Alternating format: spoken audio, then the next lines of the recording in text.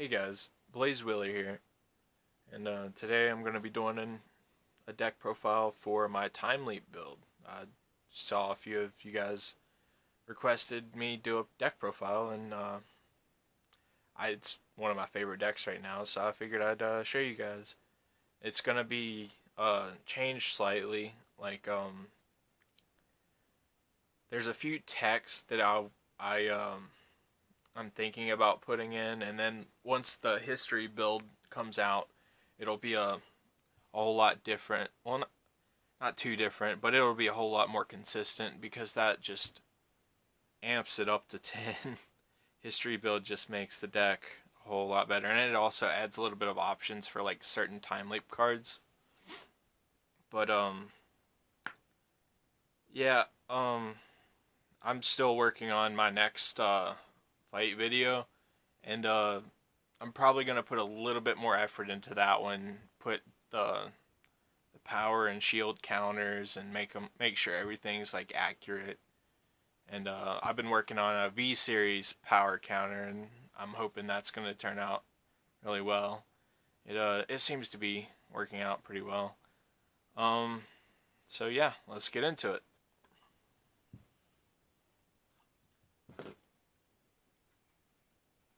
Now I've played Gear Chronicles since the G series, when around the time when Time Leap got to be as people say cancerous, but I always kind of saw it as like a fun deck. I didn't really like try to make it like the like over the top build.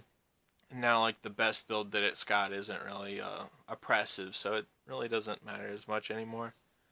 So I guess I'll show you guys the G units first. Start grade 4 down to grade 0.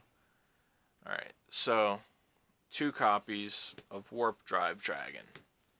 And Warp Drive Dragon is gonna be the 2 slots where history build goes, because it is it's your only stride that time leaps, and it doesn't require any specific heart. So you don't have to be on Chronojet, you can be on Lost Legend, and this would be just fine. And it has that additional knockback for knocking back usually just a grade 1 or a grade 0. So you can snipe their starter if they somehow didn't use it by the time you stride, which usually it doesn't matter. But the time leap is the main reason why you run this, for just the soul blast and a counter blast. So that's that's why. Um, 2 groovy. Well, Groovy's mainly there's in here for a few options, but most of the time it's just the standard, the usual. You with the history build, when history build comes out, it would be it has a whole lot more versatility, because history build will give the field power, and then Groovy will be able to time leap and have a little bit more power because it'll gain the time leap keyword. And so Groovy will hit a whole lot better numbers than just 31. But for now, it's still just there for the multi attack with potential of having a guard restrict, which I'll show you guys in a little bit. All right. Well, of course, the next stage for the restand for the Groovy, just 2 though, so you only really need to go into it once, and then if you really don't like if you're playing against something that's, I don't know, just won't die, the after you go into Gear Next, you could go back into oh yeah, you could go back into Groovy and copy no, not really, but but yeah, it would just end up with GB2 after you go into Gear Next. So yeah, a lot of the times I'll just go into Gear Next as a starter stride just to get it going. Ragnarok, two copies of Ragnarok for tricks with Groovy. That's mainly the reason, and then somehow like, or sometimes if you just know your opponent has a draw trigger perfect guard in hand and that's all they got, and you put like a force marker on the Vanguard, if you really just want to go in for that last really desperate attack. I've actually had it pull a few games out. So um, Ragnarok was not really that great until like you can stack force markers on the Vanguard. So it's just the extra power just makes Ragnarok a little bit better, and the fact that perfect draw trigger perfect guards exist, and it guard restricts zeros and gives a crit. So yeah, and Groovy can copy it if you flip one then the other. Yeah, and then Heritage, because Heritage still works out pretty well, and Groovy is a Zodiac Time Beast, so that's two that would be face up. And Meta Pulsar Altered Dragon, because it's kind of like a decent throwaway stride when you just don't have like the pieces in your hand to time leap into any of the pieces you would want, or like do anything with them. And Alter Dragon is also a Zodiac Time Beast that can flip, and it can also alternate stride if you really need it.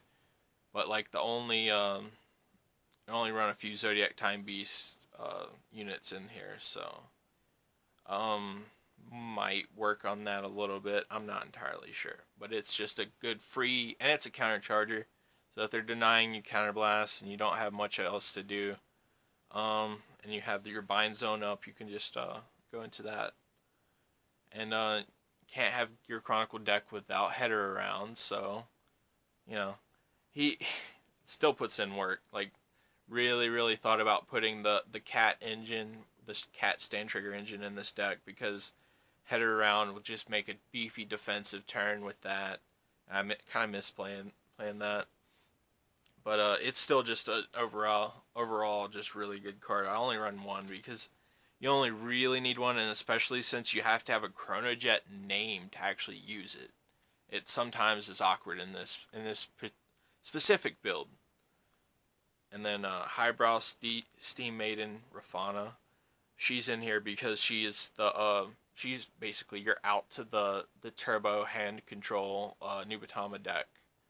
And sometimes you can just recycle some of your pieces and search out your TikTok and your Urwatar. And she's just a 10k, plus 10k shield. And probably one of the more important G guards in this deck is Uluru, Time Maiden of Eternity, Uluru. She can get some massive power.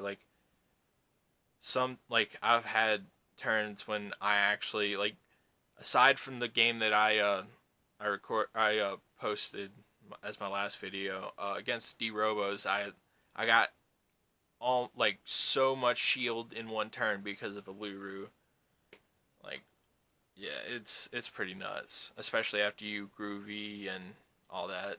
You get some massive GB count, and then yeah, I'm running a lot of G guards because you don't need that many of the, well, you just need options. And then like where premium is just an overall fast format, you'd rather have the options for the G guards. And that would be three Pulsar Saber Elishu, because she still does just work with the bind zone and gets massive shield and Zodiac Time Beast. So that means you can flip, if you have her face up, that means you're really close, or you're closer to getting to your heritage. So that. And noteworthy cards that I'm not running. I know you guys are like, "Oh, why is he not using Dust?" Because Dust really isn't that great, especially in this build. This build's kind of counterblast heavy, and it really just doesn't work out so well.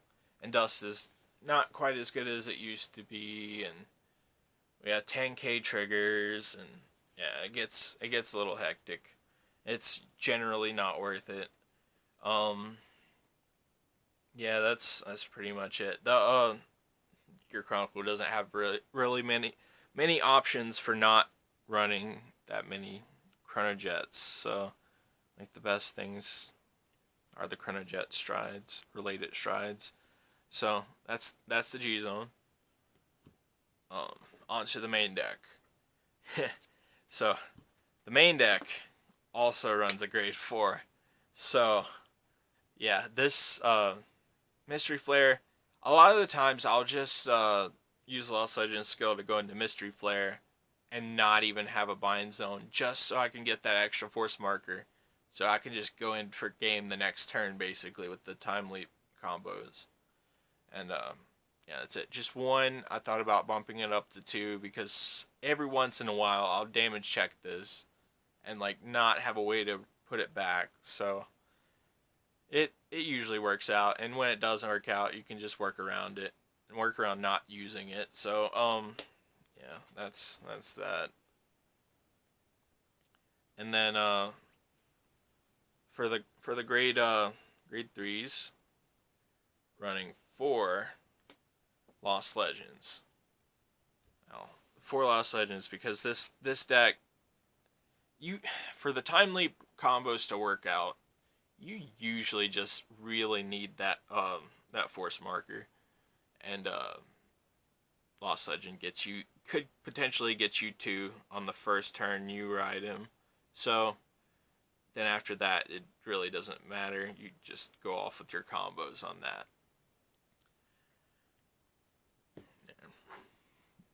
Then I also have my old friend Chronojet Dragon G. Still one of the best Chronojets because the Timeleap is just insane. And his power is huge after you groovy, so it's great. It's a pretty solid card. Still mad that the championship promo one isn't full art. I really want a full art version of Chronojet G. Maybe we'll get a reprint someday. Maybe.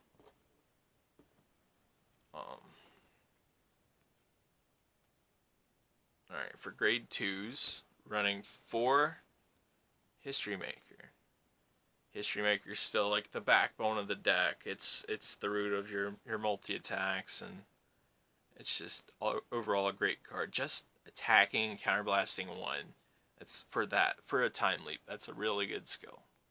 And with History build, it's gonna actually hit numbers when it attacks, which is gonna be nice.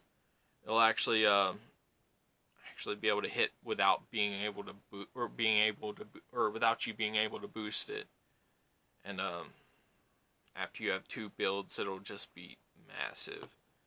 2 builds face up, it'll just be a massive attacker. Well, multi-attacker at least. It'll be enough to hit any Vanguard, like a Force Vanguard. 13k base, 12k base. It won't matter then. And also, I run 4 Lost Breaks. Usually just for filtering for your combo pieces, and just for getting your bind zone built up for your Lost Legend turn, so you can get that extra drive check, so you're not too far behind, while still getting those force markers. That's the main goal of that. And running 3 Naboo. Naboo's it's got guard restrict, but usually it doesn't matter too much. It's a 10k base, and that's another reason why Lost Breaks in here. 10k base for not getting rushed down by a Zell. Then Naboo, it's also fulfilling your bind zone for the turn when you actually use Lost Legends skill and stride into the main deck grade 4. And also it draws you a card and goes to the soul, so it draws you a card and fills the soul while filling up your bind zone. And also it combos with TikTok. A lot of people don't quite know that or haven't figured it out yet. Yeah, at the end of the battle that you boost it with TikTok, you just shove this to the soul, Timeleap, then draw 1, and it's pretty good. Probably gonna drop down Lost Breaks and maybe one Naboo for like teching in some cards, like maybe uh not History Maker. I can't remember. Can't quite remember it's the 13K attacker, and then it searches for a grade 1, and then you just search for Hanali. Hanali's just really good in the meta right now because all the loop decks. I'm guilty of it myself. I have a Nubatama loop deck, and I'll just, or not Nubatama, Murakuma loop deck. I just love that deck. Uh, I'll probably do a deck profile of it too because it's just really cool. Um, that'll probably be a pretty long profile because of all the stuff that you can actually do with that deck. All right, on to the grade ones. 4 Wedge Move Dragon. It's your stride fodder. Also, you can use it for Lost Legends skill, and when you ride it, you can bind a money unit when it hits. Uh, Usually it hits when you ride grade 1 because hardly anybody guards that. I've even talked to people about it, and then like the next game, they're just like, all right, no guard. Like, okay, I'll just bind it. Bind, draw, filter, get everything going. All right, next grade 1. Only running 3 Melums because usually you can search her out. It's just I never really had any issues of not getting her or not having enough of her. It's 3's just like the perfect amount. Sometimes you just get too many of her. So 3. Also trying out Steam Sniper Lishma. Uh, she's pretty good for when you time leap her and then she comes back and you just counterblast 1, draw 1. But the soul blasting 1 and discarding a card when she boosts the Vanguard, that's a pretty good skill. Just doesn't always work out like it really should. A lot of times you'll just need to call her to the rear guard behind the front row rear guard, and yeah, she's a decent card. And plus once History Build comes out, she'll be a little bit more of a beat stick because she'll be like a 10k booster on the first one and then 13k booster on the second one.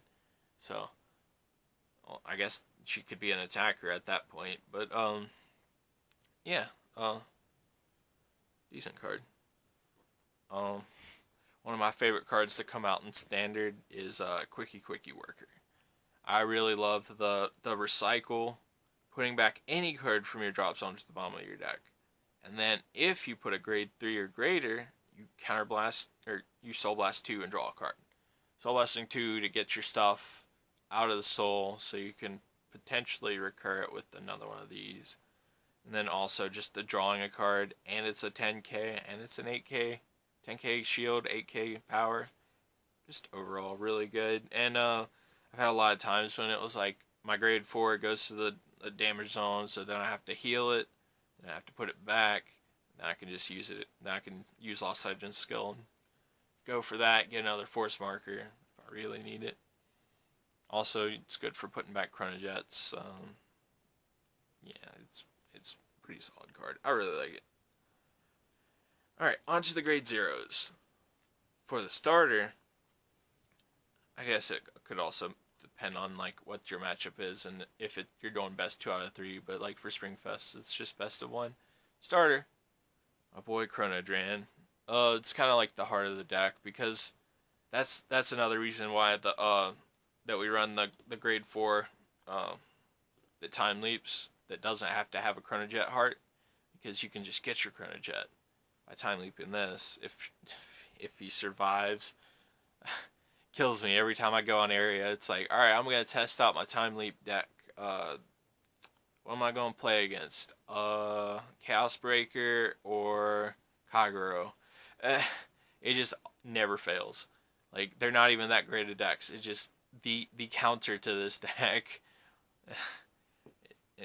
Sometimes it just be like that. Yeah. There's that.